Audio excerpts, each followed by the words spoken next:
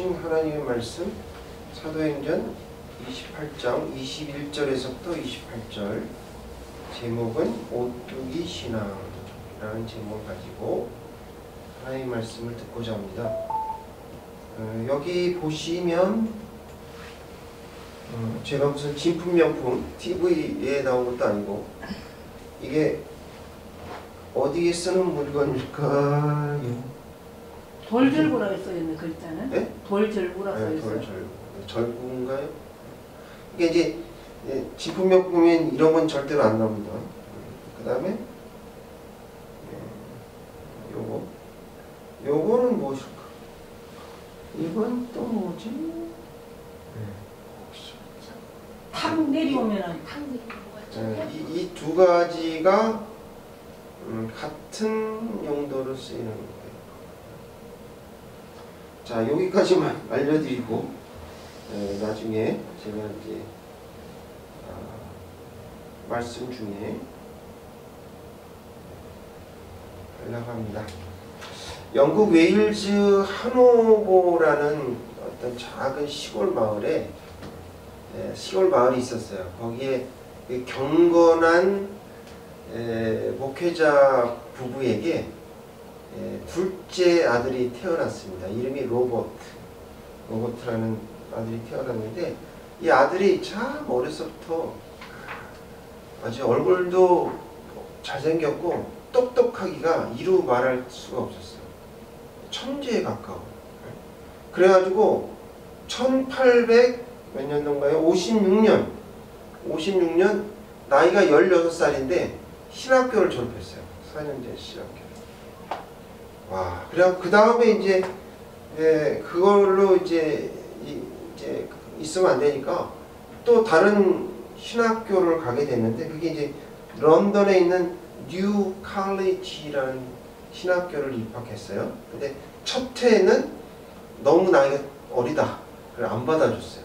그 다음에 들어가게 됐는데 전액 장학금을 받고 그렇게 갈 정도로 아주 수재죠, 수재. 천재에 가까운.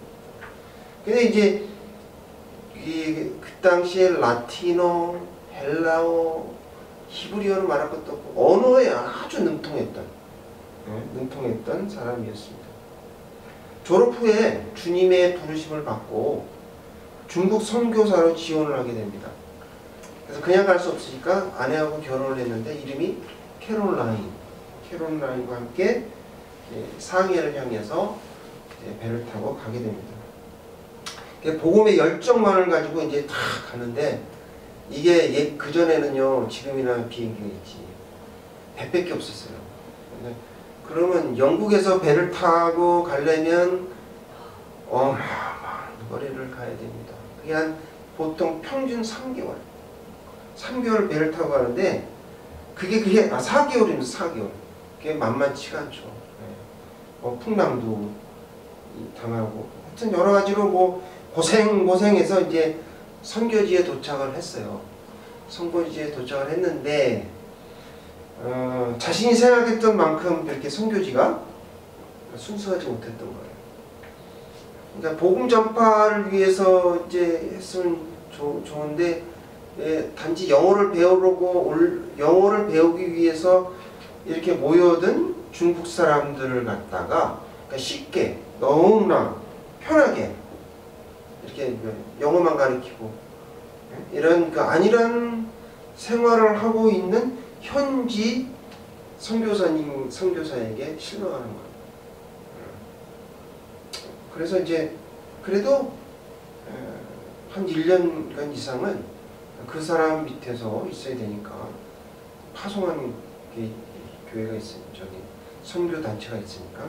그래서 이제 계속 있었는데 하여튼 여러 가지 자세한 얘기를 말씀드리기는 어렵습니다만 집 문제도 그렇고 먹는 것도 그렇고 하여튼 우리 이 토마스 아니죠?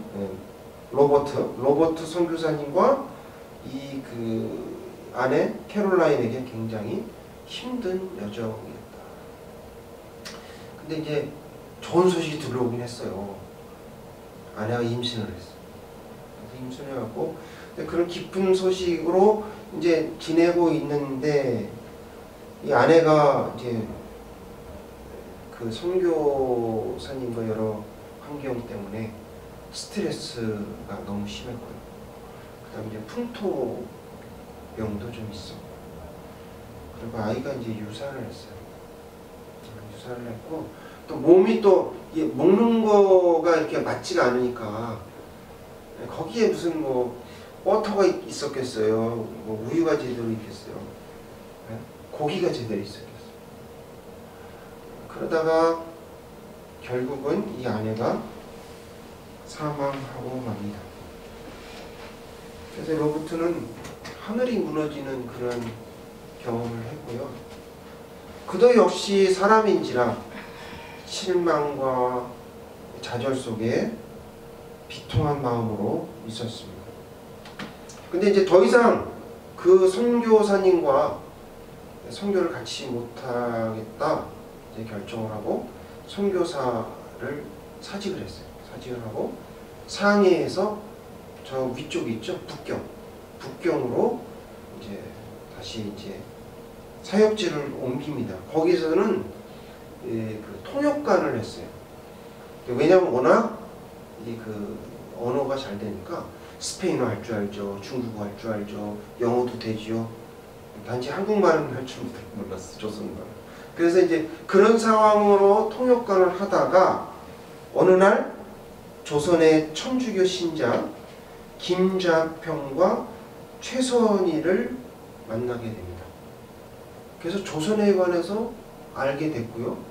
조선에 선교를 하기로 결심을 하게 돼요. 그래서 이분이 많은 성경을 준비해가지고 조선에 발을 디디게 됐거든요. 근데 그 당시가 어떤 상황이었느냐, 우리나라 이 천주교 박해, 4대 박해가 있었던 곳이에요.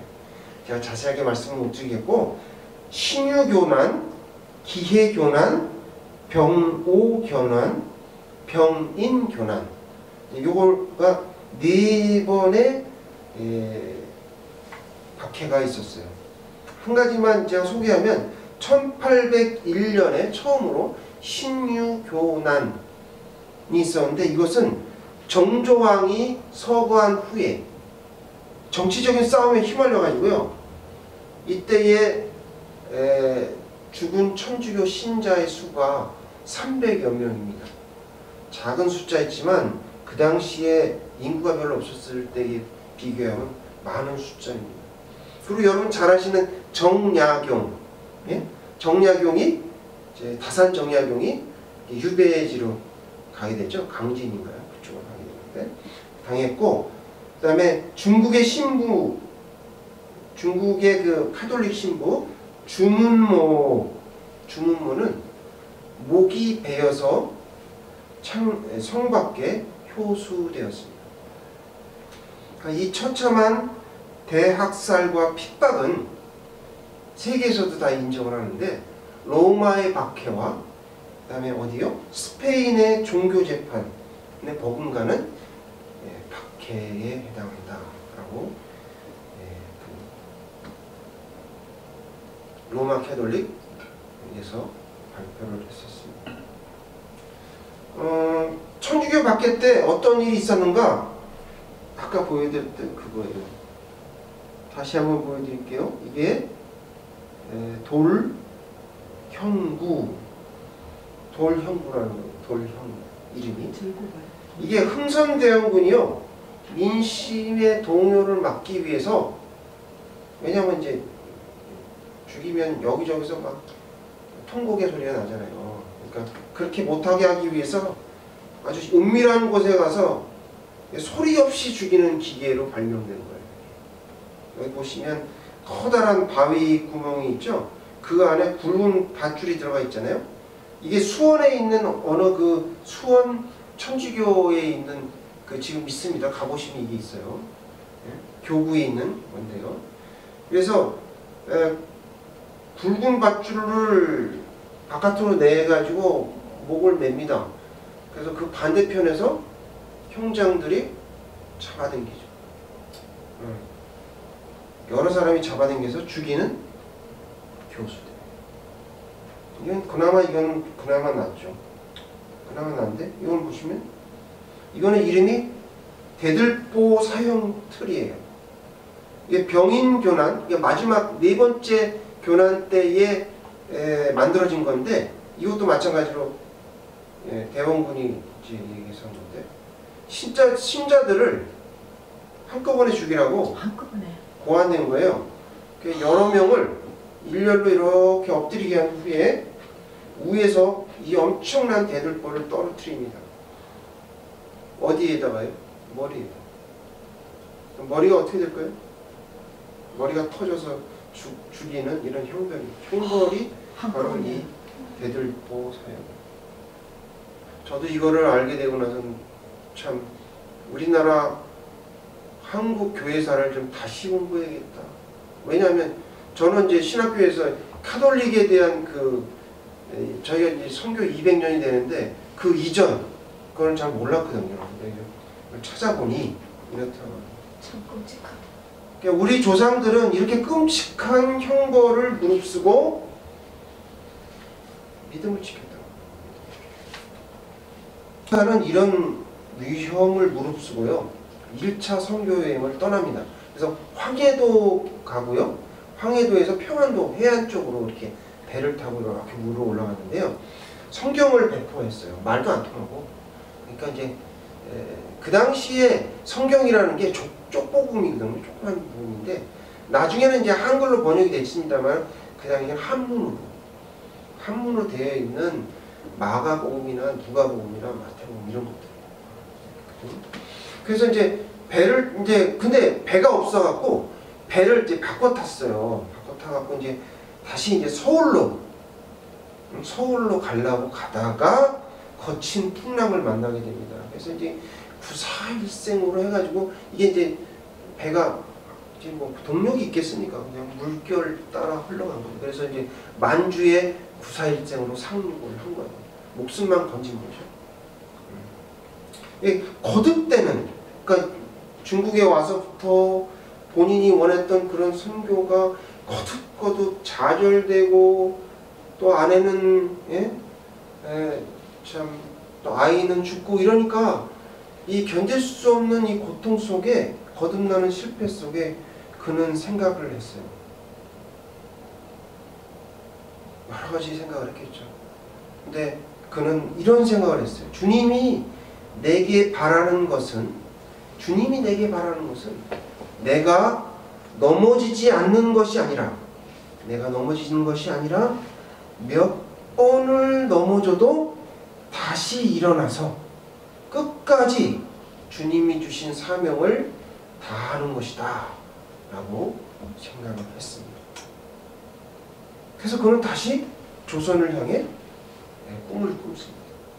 그리고 그 당시에 그 1차 여행 때 조선인이요 신앙을 위해서 자기 본업을 버리고 복음을 위해서 강원도 산골로 들어가서 가족과 함께 화전민에 대해서 전국을 이렇게 여기 화전민이 그렇잖아요. 이렇게 화전을 가꾸고 나머지 또 다른 데로 옮겨가고 이런 그 전국을 유리하면서 다니는 신자들을 보고는 이 선교사님의 마음속에 뜨거운 열정이 활활 불타올랐습니다. 그래서 이제 가고 싶었는데 배편이 안 된 거예요. 배편이 없고 또 그 당시에는 그 박해가 심해서 중국 상선들도 왔다 갔다 하기가 힘들었거든요. 그래서 우여곡절 끝에 이번에는 그 전보다 더 많은 성경을 준비했어요.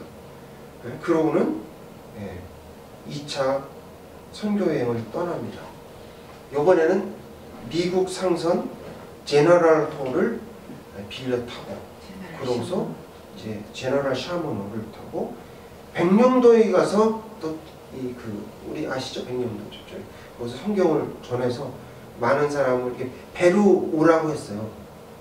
내려가면 이제 걸리니까 배로 오라고 해서 이름은 제가 잘 모르겠는데 두 명, 세 명 이런 식으로 성경을 전하고 그 사람에게 성경을 더 많이 줘서 이렇게 전하는 그런 일도 했고요. 그 다음에 이제 대동강 강변을 따라서 이제 성경을 전하다가 이렇게 순교하게 되죠. 목이 잘려서 순교하게 됩니다. 이분이 바로 한국 최초의 순교자 토마스 목사예요. 토마스. 이분은 토마스는 성이죠.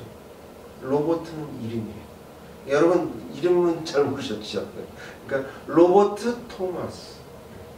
이분이 바로 토마스 목사님.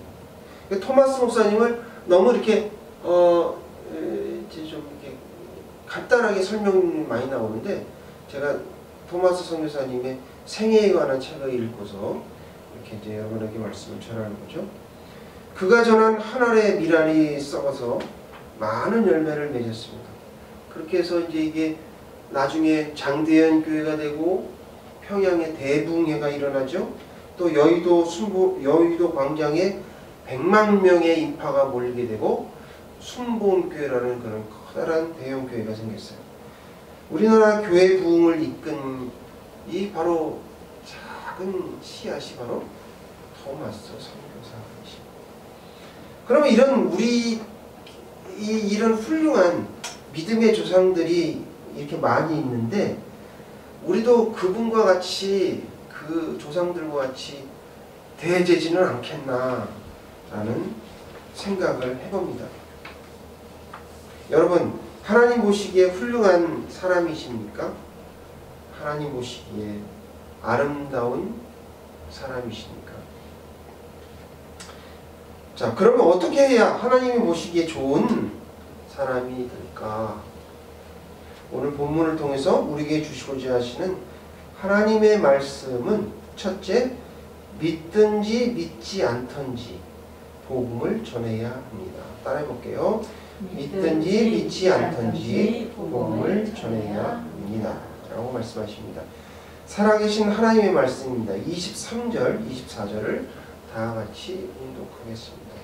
다 같이. 그들이 날짜를 정하고 그의 유숙하는 집에 많이 오니 바울이 아침부터 저녁까지 강론하여 하나님의 나라를 증언하고 모세의 율법과 선지자의 말을 가지고 예수에 대하여 권하더라. 그 말을 믿는 사람도 있고 믿지 아니하는 사람도 있어. 아멘. 오늘 말씀은요, 사도 바울이 이제 로마에 도착해서 일어난 일들을 이렇게 이야기하고 있는 것이죠. 21절에 보면 우리가 예루살렘 바리새인에게 바울에 대해서 어떤 무슨 뭐 편지나 또 어떤 그런 나쁜 이야기를 들은 적이 없다라고 얘기가 나오죠. 그래서 로마에 있는 유대인들은 아무 편견이 없었어요. 그래서 아주 좋은 환경 속에 복음을 듣게 된 거죠. 하지만 이렇게 좋은 여건에도 불구하고 바울의 말을 믿는 사람도 있고 믿지 않는 사람도 있었다라고 성경은 기록합니다. 그들 가운데 어떤 이는 그의 말에 설득이 되었고요. 다른 이들은 믿지 않아서 서로 이렇게 시비를 하고 말다툼이 일어났던 겁니다. 그런데 이제 사도 바울이 끼어들어서 그 다음에 26절, 27절에 나오죠. 이건 뭐냐면 이사야 6장 9절과 10절의 말씀을 인용한 거예요. 자, 26절, 27절을 주보 뒷면에 있죠. 다 함께 읽어보겠습니다. 시작. 일렀으되 이 백성에게 가서 말하기를 너희가 듣기는 들어도 도무지 깨닫지 못하며 보기는 보아도 도무지 알지 못하는도다. 이 백성들의 마음이 우둔하여져서 그 귀로는 둔하게 듣고 그 눈은 감았으니 이는 눈으로 보고 귀로 듣고 마음으로 깨달아 돌아오면 내가 고쳐줄까 하리라 하였으니. 이 성경 말씀은 예수님도 인용하셨고 성경에 여러 군데 이렇게 이사야 6장 9절 10절의 말씀이 나와 있습니다. 이제 이 말씀을 요약하면요, 한마디로 이스라엘은 눈이 멀고 귀가 들리지 않는다, 이런 말이에요. 그죠? 이런 뜻이죠. 하나님께서 이스라엘의 마음이 완악하고 강박하여서 눈과 귀를 멀게 하셨다라는 말입니다.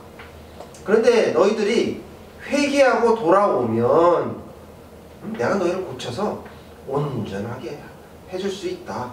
이 말씀을 예수님께서 하신 것이죠.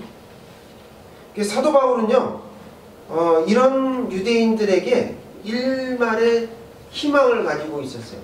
그래서 아침부터 저녁까지 복음을 전했습니다.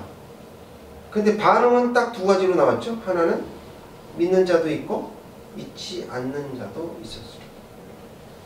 이 말씀의 의미는 무슨 말씀이냐면, 성경에서 말씀하시는 의미는 전도할 때 상대방의 호의적인 반응을 기대하지 말라, 이런 뜻이에요. 우리가 전도할 지에 너무 그냥 상대방의 호의나 또 환경이나 이런 거를 생각하지 말고 하나님께서, 성령님께서 내 마음에 명령하신 그거에 따라서, 성령의 감동에 따라서 말씀을 전하라, 이 말씀입니다.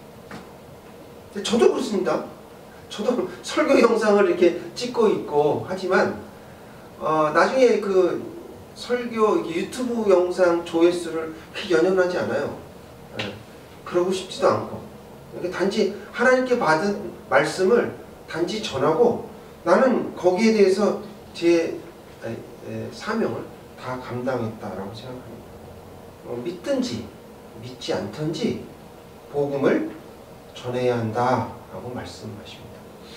둘째, 귀중한 사명을 끝까지 완수해야 합니다. 따라해 볼게요. 귀중한 사명을 끝까지 완수해야 합니다. 라고 말씀하십니다.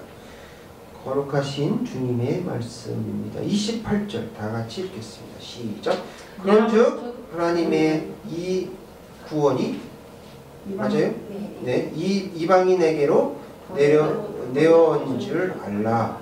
그들은 그를 들으리라 하더라. 저기 그 메시아 메시지 유진 피터스가 번역한 메시지 성경에는 이렇게 나와 있는데요. 주보 뒷면 한번 보실래요? 다 함께 읽어보겠습니다. 시작. 여러분에게는 이미 기회가 있었습니다. 다음은 이방인들의 차례입니다. 내가 장담하건대 그들은 두 팔 벌려 받아들일 것입니다. 아멘. 이미 기회가 있었다라고 말하고 있고요. 다음은 이방인의 차례가 될 거다라고 말씀을 하십니다. 여러분, 하나님이요 복음 전파를 위해서 얼마나 공을 들이고 힘들으셨는지 몰라요. 자, 아브라함을 설득을 했어요. 그죠? 아브라함을 설득을 해서 이 갈대아 우르에서 초승달처럼 모양으로 되어 있는 거기를 가게 하시잖아요. 그래갖고 가나안까지 가게 하십니다.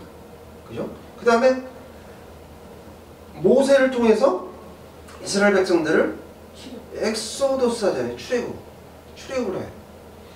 그리고 다윗에게 영원한 왕조를 약속하십니다. 그리고 2000년 이상을요 공들여서 이 이스라엘을 제사장 나라로 만들었거든요. 근데 이제 막상 이제 복음을 딱 전하려고 예수님께서 십자가에 돌아가시기 전에는 그런 일이 일어나서는 안 되죠. 예수님께서 십자가에서 못 박혀 돌아가셔서 이 온 나라에 있는 사람들과의 죄를 다 사신 후에 그 다음에 이제 복음이 전파되려고 했는데 유대인이 파송을 거부한 거예요. 참 황당하지 않습니까? 황당하지 않아요? 하나님이 얼마나 실망을 하셨겠어요? 그죠? 하나님이 얼마나 속상하셨을까요? 저는 그 마음을 이해를 할 수 있을 것 같아요. 상상이 되지 않습니다. 근데 마치 이게 이해가 될지는 모르겠는데 어떤 사람이 뭐 가수를 데뷔하기 위해서 오랜 연습생 기간을 거치고, 그렇죠? 노래를 배우고 안무를 배우고 이제 무대를 서려고 했는데 이제 실시간으로 방송하라고 이제 딱 하는 그 순간 이 가수가 난 너무 무서웠어. 노래 못하겠어. 그리고 거부하는 거하고 똑같아요.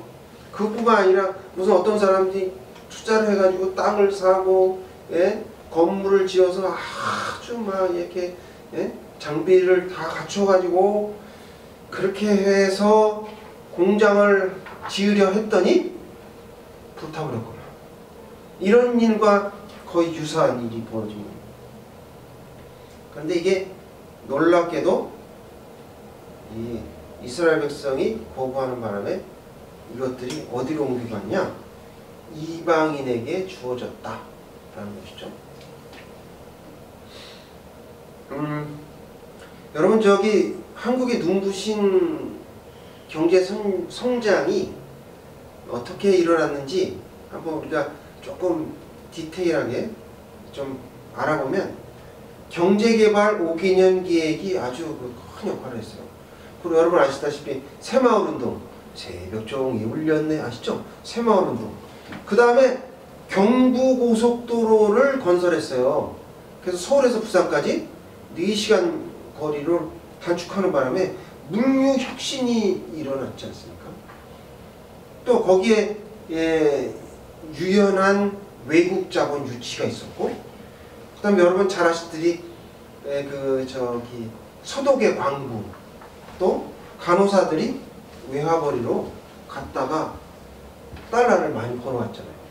그리고 또 그 이후에 중동붐이 일어나요. 중동건설.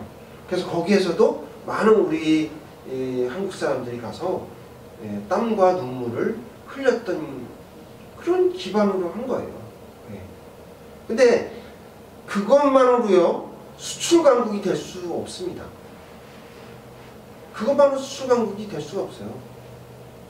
초기에 우리나라 수출 품목을 보면요, 뭐 기술이 있었겠어요? 뭐 아무것도 없었잖아요. 그게 이제 단순한 거, 저렴한 그런 가격으로 생산을 했잖아요. 근데 여러분 아세요? 비행기 그 운송비가 엄청 비싸요. 그러니까 무거운 거를 예를 들어서 도자기나 이런 무슨 뭐 가구나 이런 걸 어떻게 보냅니까? 가면 비용이 너무 커갖고 거기 가면 엄청 비싸져요. 그러니까 못 보내는 거예요. 그러니까 어떤 걸 했었어요 예전에? 가발 공장에서 가발, 뭐 홀치기 그런 거 있었잖아요. 그리고 뭐 또 뭐예요? 뭐가 있었나? 옷, 가벼운 거 이런 거를 수출했단 말이죠. 그래서 수출 품목에 제한이 많았어요. 그러니까 그렇게 했더라면 우리 이렇게 커다란 지금 뭐 저 수출 물동량 10위 안에 들지 않습니까? 10위 안에. 근데 이렇게 돼서 어려움에 처했을 때 우리를 도와준 게 누구냐면 미국이에요. 미국에요. 말콤 맥린이라는 사람이 컨테이너를 발명합니다. 예전에 그런 거 없었어요. 그래서 컨테이너를 발명해서 손쉽게 이제 그 많은 물건과 무거운 거를 수출할 수 있도록 그렇게 만든 거예요. 근데 그것만 되는 건 아니고 컨테이너를 만들었잖아요. 그럼 컨테이너를 실을 수 있는 전용 배를 만들어야 되죠. 그 다음에 항만과 부두를 그렇게 해서 물류 시스템에 혁신이 일어난 거예요. 지금도 그래가지고 뭐 베트남이나 중국도 덕을 본 게 그거죠. 그러나 가장 커다란 혜택을 보는 것은 바로 우리나라입니다. 전쟁에 폐허가 돼가지고 이렇게 된 나라에서 만들기만 하면 뭐예요? 그거 안 돼요. 그리고 뭐 원자재가 없어요. 원자재가 뭐가 없어요? 석유도 없지요.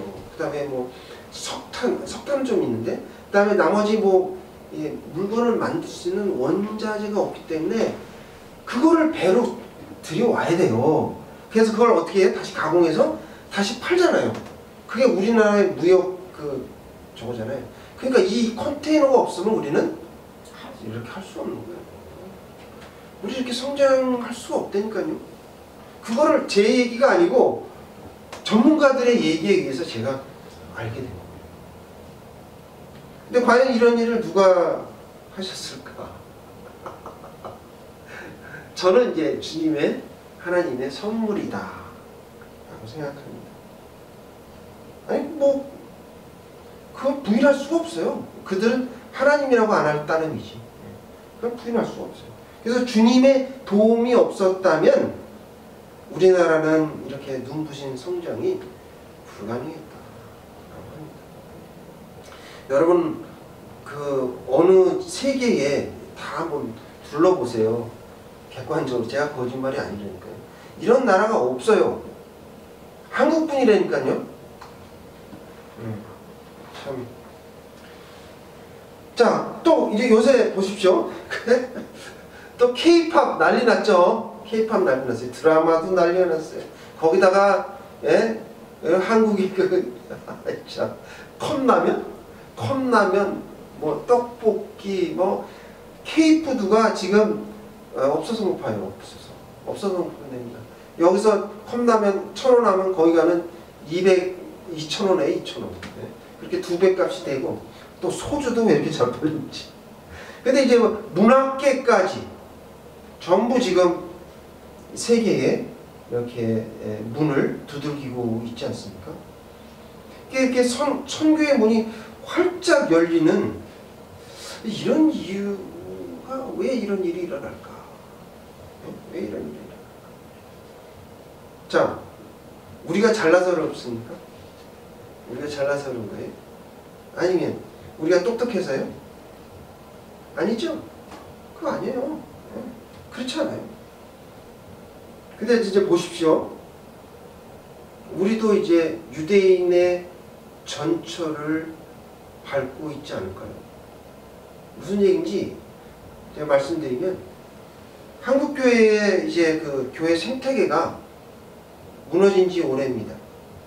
다시 말해서 대형교회는 점점 더 커지고 빈익빈 부익부가 됐다는 거예요. 작은 개척교회는 완전 없어지거나 사라지거나 조그맣게 쪼그라들고. 요즘 신학교 지원자가 많이 줄었대요. 그래서 뭐 또 그렇잖아요. 또 대형교회 보십시오. 대형교회 지원자가 없어서 선교사 파송을 못하고 있는 그런 실정이지 않습니까? 자, 여러분이 만약에 하나님의 입장이라면 어떻게 할까요? 계속 기다린다. 아니면 다른 나라를 찾아본다. 어디가 될 것 같습니까? 후자가 될 것 같죠? 후자가 돼요, 후자가. 그러므로 하나님이 지계표를 바꾸시기 전에 빨리 돌아가기를 원하는 마음에서 제가 이 말씀을 준비를 했습니다. 아니 벌써 바뀌셨는지도 몰라요. 하나님이 벌써 다른 나라를 찾고 계시는지도 모르겠습니다. 한 가닥 희망이 있다면 여기 오늘 말씀에 의지해서 지금도 늦지 않았다. 너희가 돌아오면 내가 다시 너희들에게 성령 충만하게 해주겠다.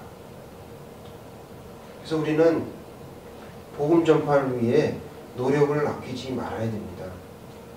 왜 그럴까요? 그것이 지금 이 시대에 우리가 남북으로 분단된 나라이기 때문에 그래요. 지금 우리가 휴전한 거지 종전이 아니거든요.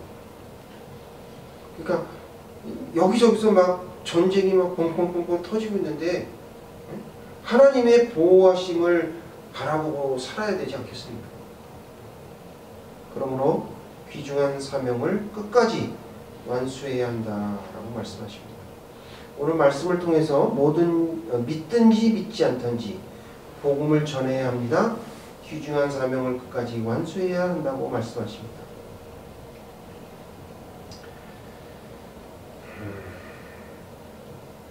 사도 바울과 초기의 그 기독교인, 그 말씀 복음을 전했던 그런 그 유대인들을 제외하군요. 유대인들은 복음을 전파하기 위해서 수고하거나 노력하지 않아요.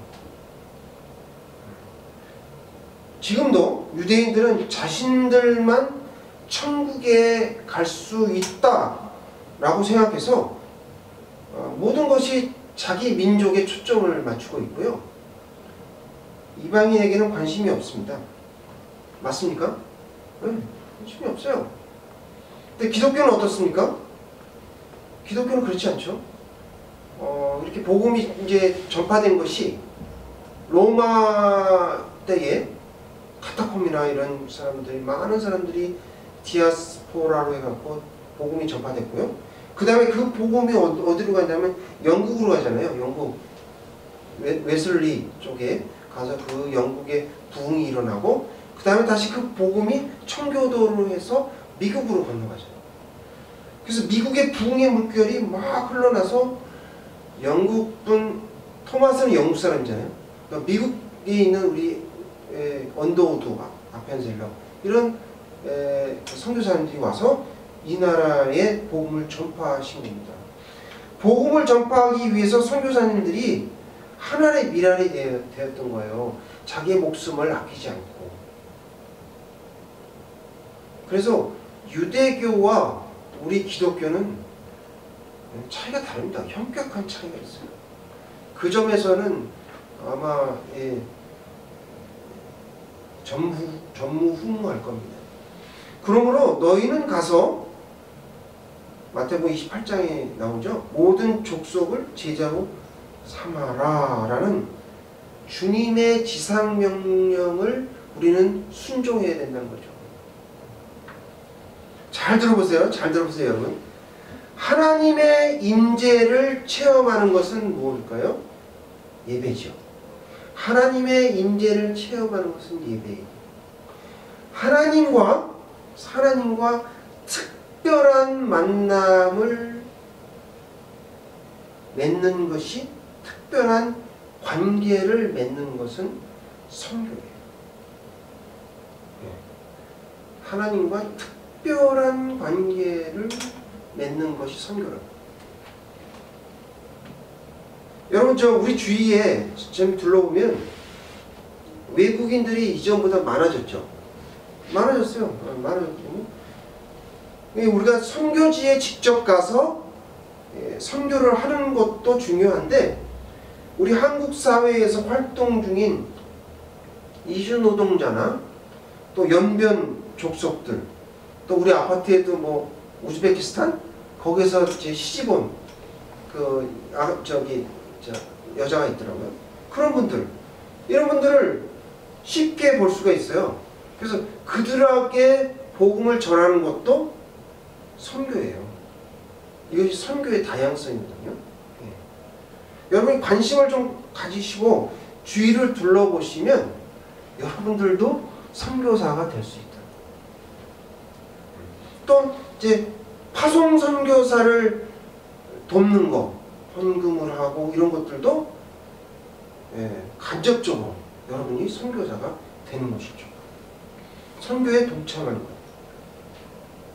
이런 일들이 우리 주위에 좀 많이 일어났으면 좋겠습니다. 그래야 하나님이 아직도 이 한국에 믿음의 조상들이 뿌려놓은 그 미랄이 아직도 죽지 않고 살아서 움직이는구나. 그래서 하나님이 어여삐 보시지 않을까, 이런 생각을 해봅니다.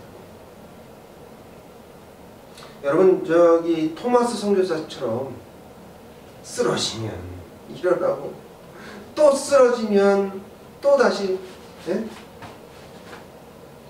먼지를 털고 툭툭 털고 일어나는 그런 오뚜기처럼 몇 번이고 넘어져도 다시 일어나는 이러한 성도가 되기를 하나님이 바라십니다. 우리 교회에 바라십니다.